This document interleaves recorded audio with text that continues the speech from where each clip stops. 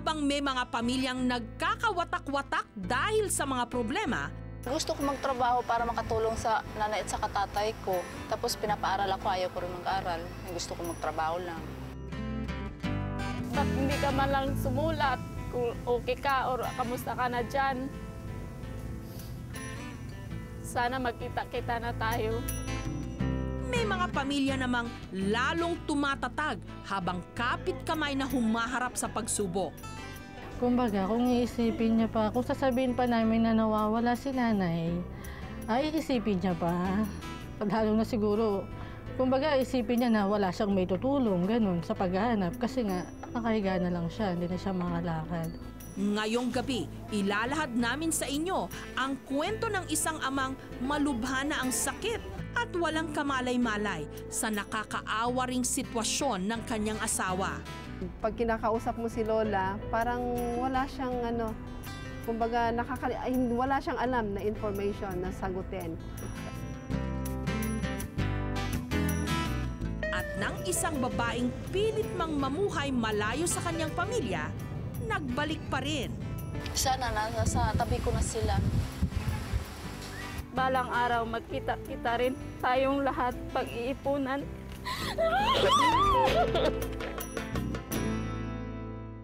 Magandang gabi, ako po si Jessica Soho.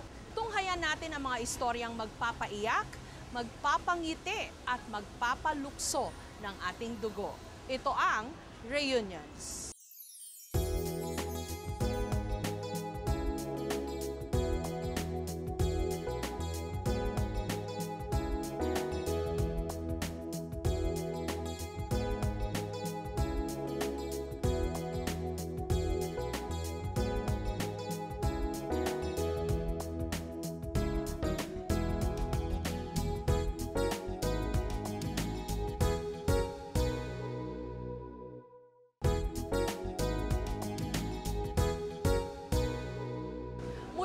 Mamulat sa mundo si Rona, puro mga problema na ang kanyang hinaharap. Maagang nagkawatak-watak ang kanilang pamilya, dahilan para maputol ang kanyang ugnayan sa kanyang ate Lucia. Mabigyan pa kaya sila ng pangalawang tsansa upang mabuo muli ang kanilang pamilya. Puno ng pasakit. Ganito isinasalarawan ni Rona ang kanyang buhay. Mula pa raw nung una siyang nagkamalay, problema na ang kanyang kinagisnan. Siguro yun sa mga magulang ko. Kasi naalala ko kasi mula pa nang maliit ako, lagi na lang sila nag-aaway. Lagi po sila araw-araw nag-iinom, paggabi. Pag nalasing na sila, yun, saka sila mag-aaway. Hindi lang away, kundi magkakasakitan. Mula noon, umalis po yung mga kapatid ko. Ang natira po sa amin, 3 na lang po kami magkakapatid. Parang minsan kasi naisip ko na mas mabuti pang mawala ako kaysa lagi kong iniisip yung mga problema ng kamag-anak ko. Hanggang ngayon, hindi lubos matanggap ni Rona na talagang watak-watak na ang kanilang pamilya. Buti na lang, sa kabila ng pagkakanya-kanya nilang magkakapatid, hindi pa rin sila nawalan ng ugnayan, maliban sa kanyang nakatatandang kapatid na si Lucia.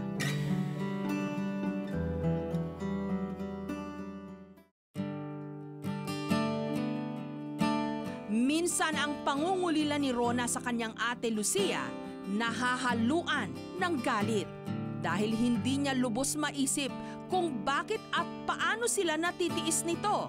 Bakit hindi niya malang kami naisip, yung magulang ko hindi niya malang naisip. Yun na gusto ko talagang makita siya. Dekada 90 raw nung lumuwas ng Maynila ang ate Lucia ni Rona. Naalala ko po nung maliit ako, umalis po siya, pumunta dito ng Maynila. Tapos, kahit man lang sa amin, hindi ko nag-communication. Tapos, naalaman namin na nag-asawa siya sa Masbate. Hanggang parang multo raw itong biglang nagpakita sa burol ng kapatid nilang namatay noong taong 2000. Tapos, wala pa siya 1 buwan, bumalik na siya sa Masbate. Tapos, nung bumalik siya doon, mula ngayon hindi namin alam kung balita sa kanya. Hindi nagtagal, bumuo ng sariling pamilya si Rona na naging dahilan para mapahiwalay siya sa kanyang mga magulang. Pero hindi gaya ng kanyang ate Lucia. Hindi raw niya tinalikuran ng kanyang tunay na pinagmulan. Walang palya si Rona sa pangangumusta sa naiwan niyang pamilya sa Iloilo. Musta na kayo dyan? Ang ginagawa niyo? Sila nanay. Pakiramdam ni Rona, naghilom na ang sugat ng nakaraan. Ngayon, tinatanong ko yung kapatid ko, nag-aaway pa yung sila nanay. Sabi daw, minsan na lang daw sila nag-aaway, pero hindi na totally nag-aaway na talaga sila. Na, hindi kagaya nung doon pa ako na nagkakasakitan talaga sila. At may isang bagay na mananatiling totoo, hindi mababago ninuman, na si Lucia, parte pa rin ng kanilang pamilya. Gusto ko siyang hanapin kasi gusto kong ulit yung pamilya namin. Parang maranasan ko rin na yung pamilya ko buo, na magkita-kita kami. Sa tindi ng pagnanais ni Rona na makita ang kanyang ate Lucia, sinubukan niya itong sulatan, pero bigo siyang makakuha ng anumang sagot mula rito. Nagsusulat po ako sa kapatid ko na nangangamusta sa kanya. Tapos,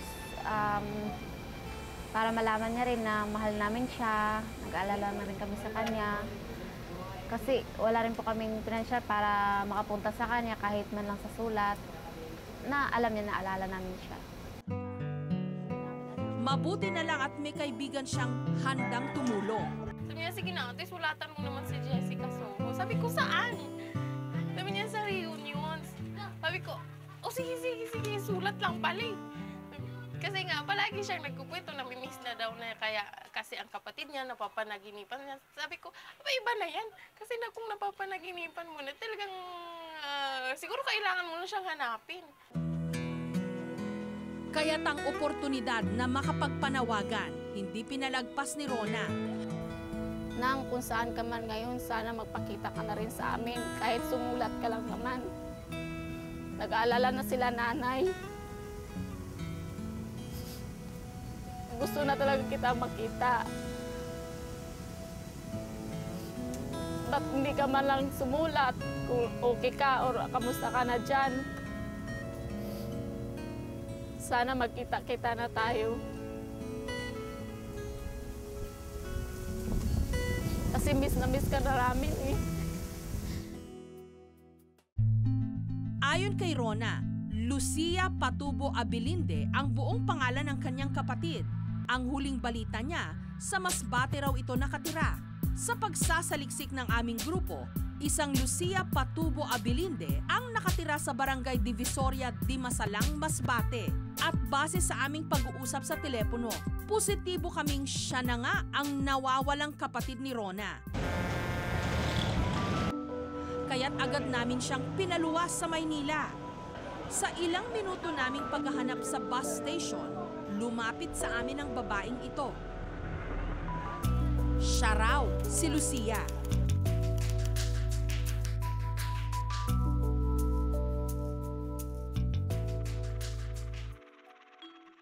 Up next, Mahirap ang buhay namin sa bukid.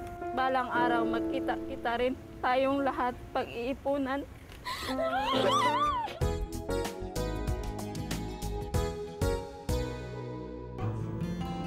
pakikipagsapalaran sa Maynila ang siya raw rason kung bakit nilisan ni Lucia ang kanyang pamilya. Gusto ko magtrabaho para makatulong sa nanay at sa katatay ko. Tapos yun lang.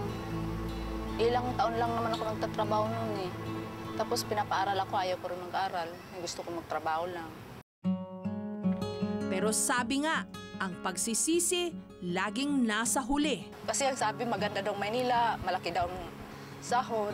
Ang sabi ng tatay ko at saka nanay, mahirap magtrabaho sa bahay ng tao. Maglilinis kayo, maglalaba o gano'n-gano'n. Tapos pagagalitan kayo kung magkamali kayo, buti kung dito na lang kayo sa bahay. Hindi naman ako kontento sa hanap buhay nila.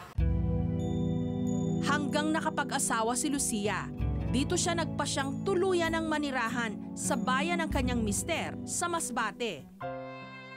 Inamin sa amin ni Lucia, sinadya niyang hindi sumulat sa kanyang pamilya sa Iloilo. Kasi pag sumusulat ako yung papel, halos napupuno ng luha. Saksi raw si Lucia sa hirap na pinagdaanan ng kanyang ina sa kamay ng kanyang ama. Yung tatay ko, lasing, kasi umiinom. Pag dating sa bahay, lasing, inaaway yung nanay ko. Ngunit mas masakit daw tanggapin ang katotohanan na ang kahirapang sinubukan niyang takasan parang anino na hindi tumitigil sa pagsunod sa kanya. Mas masakit na hindi ko maintindihan kung paano ko sila haharapin. Nahiya kasi ako sa kanila eh. Kasi hindi naman ako nagsusumbong na mahirap ako doon. Sa tagal ng panahong hindi nagkaroon ng komunikasyon si Lucia sa kanyang pamilya, isa lang daw ang kanyang nais sabihin. Sana nasa tabi ko na sila. Bago ang nakatakdang pagkikita ng magkapatid na Lucia at Rona, pinagawa namin ng sulat si Lucia. Ang sulat na ito ang papatid sa 9 na taong pananabik ng magkapatid sa isa't isa. Kaya't wala na kaming sinayang na panahon. Rona, kinakamusta kita kung ako ang tatanungin ninyo ito. Buti rin pero medyo may kalungkot sa iyo lahat. Ron, kamusta na si nanay, tatay at si Fe, Rachel, Gary, Gingging at sa aking mga pamangkin. Ito ako ngayon medyo nahirapan pa pag-uwi dyan sa atin dahil mahirap ang buhay namin sa bukid. Balang araw magkita-kita rin tayong lahat pag-iipunan.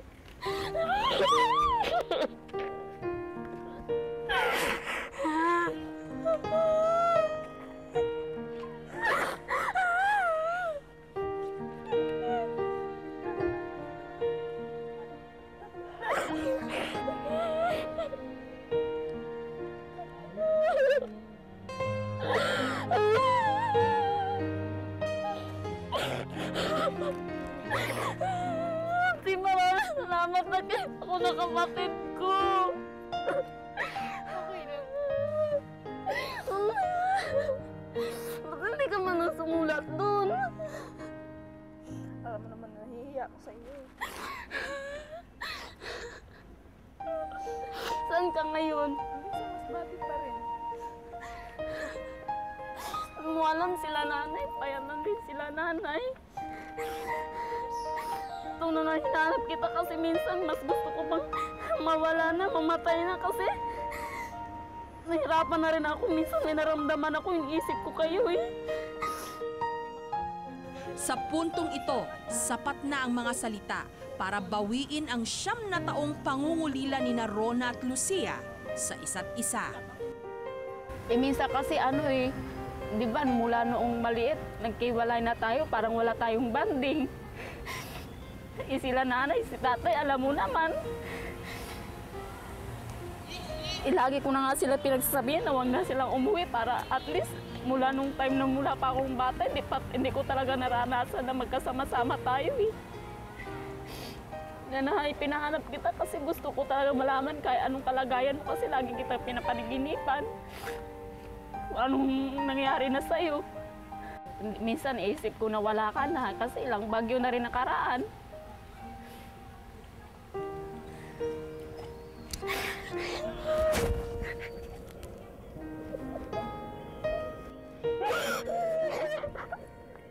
Hindi na kayo magkaroon.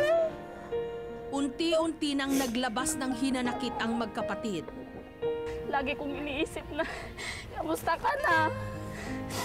Okay ka ba? Kasi halo ang nasa isip ko minsan. Inisip ko kahit man may communication ako sa kapatid ko. At least kung may tulong ako, tutulong ako.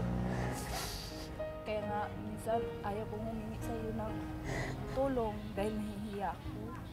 Ba't ka mahihiya? Kapatid mo ako. Ayaw ko kasi, alam mo naman yung ni doon hanap buhay. Masaya ako.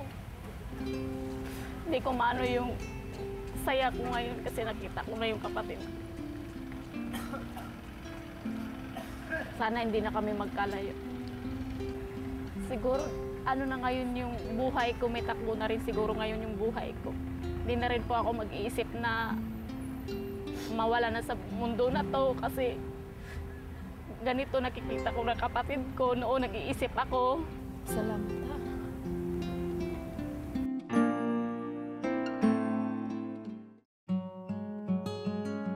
Totoo na ang bawat isa sa atin may karapatang magdesisyon para sa kanya-kanyang buhay.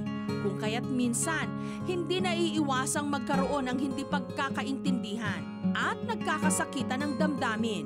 Pero ang mahalaga, matuto tayong tumanggap ng ating mga pagkakamali at magkaroon ng sapat na pagpapakumbaba upang magsisi at humingi ng kapatawaran.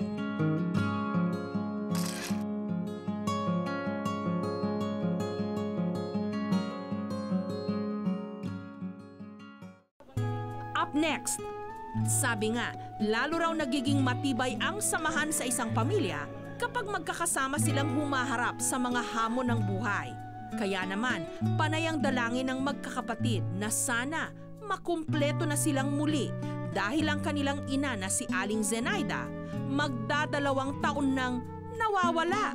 Nanay, kung nakikilala niyo pa kami, ako ang anak niyo, si Linda. Sana po umuwi na kayo.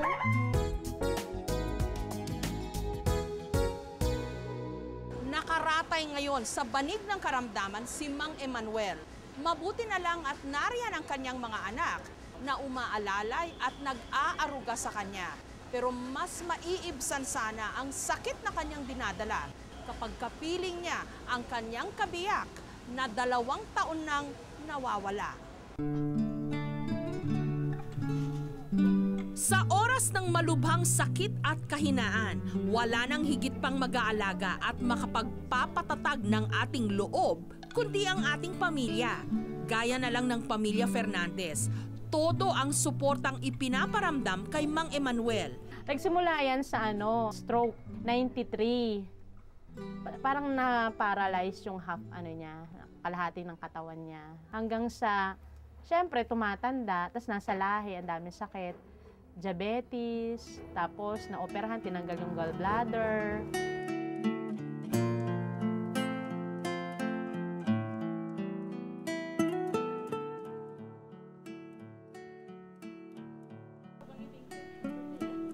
Sabi nga, lalo raw nagiging matibay ang samahan sa isang pamilya kapag magkakasama silang humaharap sa mga hamon ng buhay. Ngunit nasa banigma ng karamdaman si Mang Emmanuel. Maswerte siya at nariyan lang sa kanyang tabi ang 5 niyang mga anak, si Milet, Edna, Linda, Elma at Eugene. Kaya naman, panay ang dalangin ng magkakapatid na sana makumpleto na silang muli dahil ang kanilang ina na si Aling Zenaida magda-2 taon nang nawawala. Hapon ng November 1, 2007, bigla na lang lumabas sa kanilang bahay si Aling Zenaida. So paalis na ako ng bahay. Ewan ko ba, hindi ako mapakali. Iniwan ko pa yung cellphone ko. Di, nasa kanto na ako. Biglang sinabi lang nung pamangkin ko sa pinsa, nakita kami nun eh. Sabi niya, ate, nawawala si Nanay Seni. Sabi ko, ha? Sabi ko gano'n. No, ginawa ko, bumalik ako sa bahay. Nung nawala siya kasi, wala kami. Nasa Pampanga kami. Bali, tumawag lang sa akin si Ate Milet ng madaling araw. Sinabi niya na nawawala si Nanay. Tapos nagluluto na ako ng hapunan. Hindi, nakapunta na ako siguro mga 7 o'clock. Sabi ko, pakainin mo na ito si Nanay, may dalang pagkain. Sabi niya, ate, wala si Nanay, lumabas. Sabi ko, ba't di mo sinabi? Sabi niya, ayaw nga magpapigil eh. Bibili daw yata ng mga andyan, paninda. As hindi na bumalik dito. Hindi na bumalik si Nanay. Tatawagin ko sana si ate, hindi ko na dahil walang kasama si tatay. Mamaya malaglag pa si tatay dyan eh. Dahil sa karamdaman ni Mang Emmanuel, napilitang magsinungaling ang kanyang mga anak tungkol sa tunay na nangyari sa kanilang ina. Kung sasabihin pa namin na nawawala si Nanay, ay isipin niya pa. Lalo na siguro, kumbaga isipin niya na wala siyang may tutulong, ganun, sa paghahanap. Kasi nga, nakahiga na lang siya, hindi na siya makalakad. Yung pag hinahanap niya naman si Nanay, Sinasabi ko lang nasa Bicol. Binabantay yung tatay niya, may sakit ganun.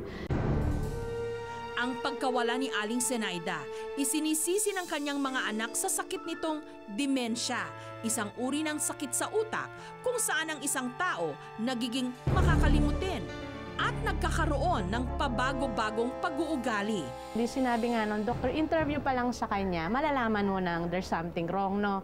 Kasi sabi sa kanya, Nay, ilan ang anak mo? Sabi ni nanay, 5. Tama naman, 5 kami. Pero hindi niya na masabi. Sabi ni doktora, ano mga pangalan? Ewan ko. Sabi niya ganon. So ang ginawa, sabi ni doktora, sabi, Nay, isulat mo nga. Naisulat naman kaming 5. Hindi niya na ma-express through words. Kaya lang, binerify pa, nagpa-CT scan. So ang sabi, yung left part ng brain lumiliit. So, ayun yung nagiging memory gap, yung spaces, at walang gamot doon. Sa lahat ng anak ni Aling Zenaida, si Elma ang pinakakalog. Pero mula nung nawala ang kanilang madre de pamilya, wari bang nakalimutan na rin niyang tumawa. Nung pamangkin ko, nakita kami, di ba? Sabi niya, ate, nawawala si nanay. Parang gumuho na yung ko, sabi ko na hindi na ito makikita. Ay, nagkatumasan ko.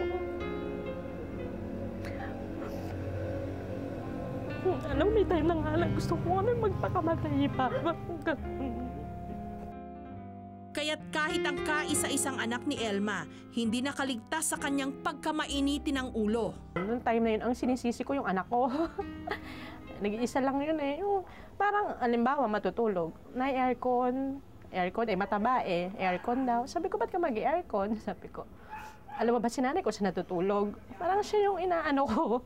Parang mag-sacrifice ka, parang ganon. Tapos matakaw yung mataba. Sasabihin, Nay, kanin pa ako. O, tama na. Yun talaga. Sabi ko, bakit? Alam mo ba si nanay kumakain ngayon? Parang ganon. Dinedeprive ko siya sa mga bagay na pwede ko namang ibigay kasi nag-iisa namang anak, di ba? At kahit aligaga sa pag-aasikaso ng amang may sakit, hindi rin maiwasan ni Linda na mabaling ang kanyang isip sa nawawalang ina. Mga minsan nagtatampo na ako sa taas kasi nung nawala si nanay, 2 years na rin ako hindi nagsimba. Kasi kumbaga lagi ka naman nagsisimba, nagdadasal, parang gano'n. Tapos wala naman, hindi naman binibigay yung dasal mo, yung dalangin mo. Si Eugene na siyang pinakapaborito raw ni Aling Zenaida sa kanyang mga anak, pilit nagpapakatatag. Ayun, malungkot, siyempre. Kahit pa paano gusto namin maging masaya para sa mga anak namin. Pero nandun pa rin yung, siyempre, kakulangan sa nanay namin.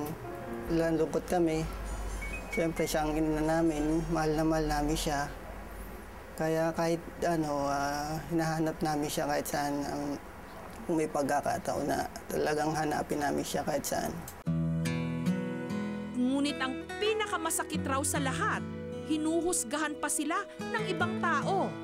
Lalo na minsan yung mga tao na sinasabi na, para bang hindi nyo na hinahanap ang nanay nyo, ganyan, parang hindi nyo na inintindi.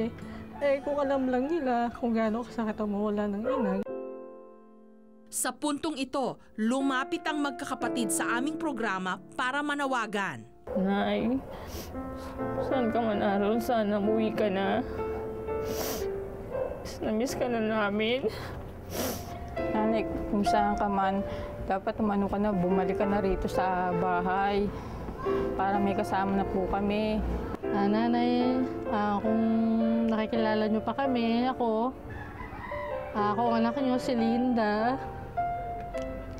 Sana po umuwi na kayo. At kung sino man po ang nakakakupkup kay Nanay Seni, sana po may balik na siya sa amin. Kasi miss na po namin ang nanay ko. Anay, sana kung nasaan ka man, sana nasa mabuti kang kalagayan. Gagawa namin paraan para hanapin ka. Mahirap po ang mawalan ng mahal sa buhay, lalo na po pag nanay.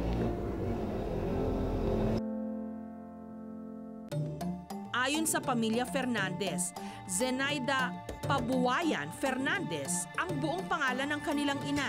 62 years old na raw ito ngayon. May nunal ito sa baba. Sinimulan na namin ang paghahanap.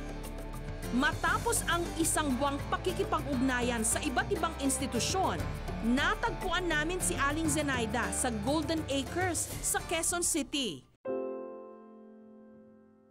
Sa aming pagbisita doon, isang nanghihina at may kapayatang Aling Zenaida ang aming nakilala.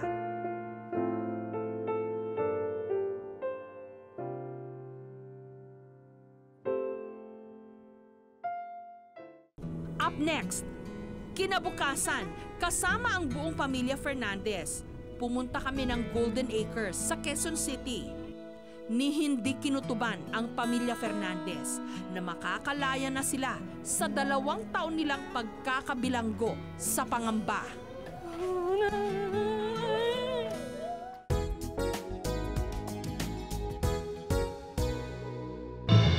2 taon na raw ang nakararaan nung na-rescue si Aling Zenaida sa lansangan.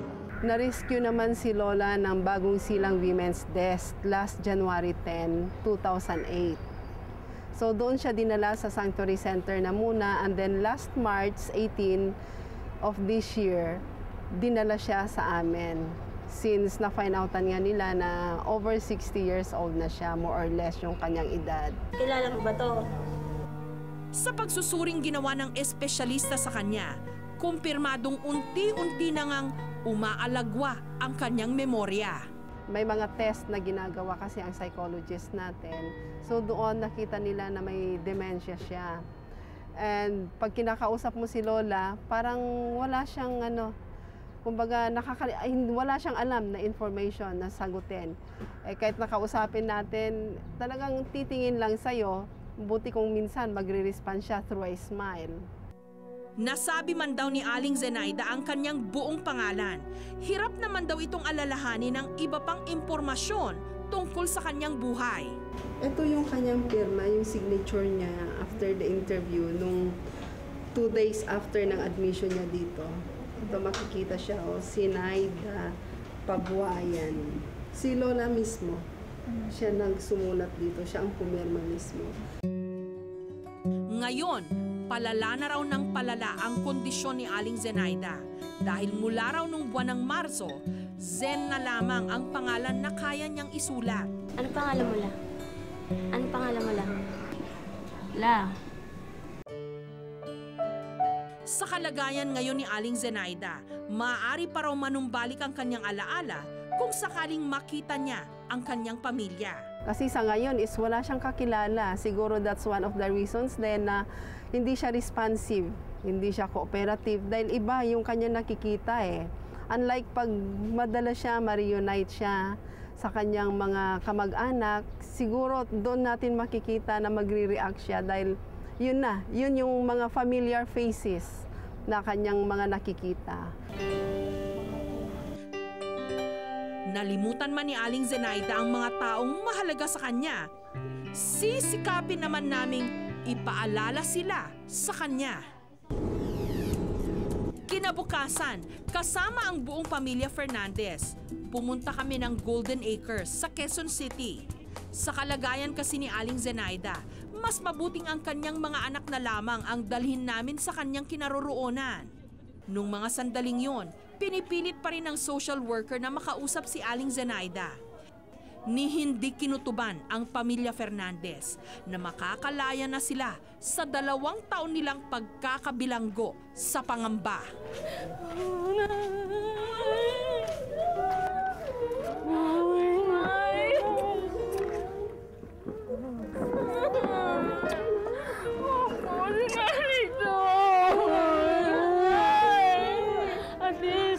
Tayo na magpapatabado kay nanay. Kasama na kita sa birthday ko. Diba?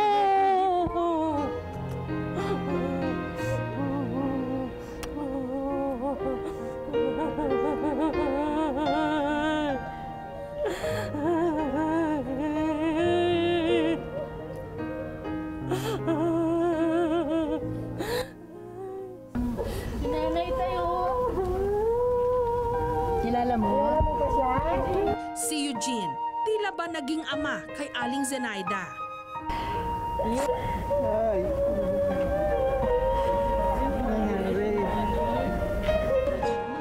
Si Linda nanlumo sa kalagayan ng ina.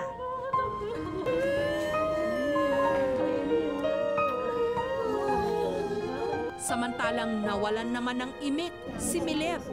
Hindi makapaniwala na heto, kaharap na nila ang kanilang ina. Masaya. Pero kung titignan mo siyempre yung itsura, talagang maawa ka. Pero at least buhay, di ba? Hindi ko malain. Nakita pa si nanay, pero siyempre. Pero ito na yung best gift sa birthday ko, itong 25. Masaya kami. Kaso nga lang, nakakaawa siyang tingnan. Bakit hindi naman siya dati ganyan? Bakit mga sugat-sugat niya? Siyempre masaya kasi kumpleto na kami. At alagaan namin siya mabuti. Dapat namin makakaya para hindi na ang nangyaring ganun sa kanya.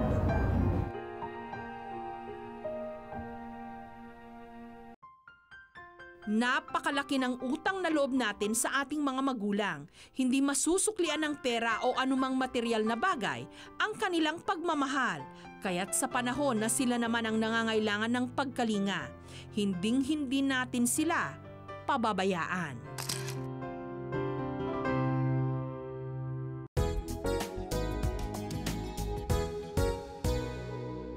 Narito ang mga kaso ng mga nawawala na idinulog po sa aming programa. Si Noah Junel Soriano, 1-month-old, natagpuan sa Quezon City. Si Mary Ann Ramos, 12 years old, natagpuan sa Makati City. Si Raymart Faloria, 11 years old, natagpuan sa Makati City. Si Angelo Garga, 13 years old, natagpuan sa Makati City. Si Delfina Sales, huling nakita sa St. Bernard, Southern Leyte. Si Renante Habirto, may peklat sa kanang braso. Si Albert de la Cruz, 5 years old, natagpuan sa Makati City. Si Roselyn Cuarez, 15 years old, 5'4" ang taas at medyo maputi, huling nakita sa Quezon City. Si Joanna Carla Montaril, 18 years old, huling nakita August 15, 2008 sa Barangay Palanan, Makati City. Si Ursulo Gulion, 73 years old, huling nakita August 17, 2008 sa Angono, Rizal. Para sa anumang impormasyon tungkol sa kanila o sa kanilang mga pamilya, makipag-ugnayan po sa aming tanggapan 982-7777, local 3011 o mag-email sa reunions@gmanetwork.com. Sa pagtatapos po ng episode na ito, umabot na sa 425 ang bilang ng mga nawawala na nahanap na po namin at naibalik sa kanilang mga pamilya. Sigurado hong patuloy ang pag-akyat ng bilang na yan, basta't patuloy din tayong magtutulungan. Magandang gabi po. Ako si Jessica Soho. Kami pa rin ang inyong mga kaagapay sa puspusang paghahanap. Magkita-kita po tayong muli sa susunod na Martes. Dito lang sa programang naniniwalang hindi dapat mawala ng pag-asa ang mga taong nawawalan ng miyembro ng pamilya. Because the search for missing loved ones ends with reunions.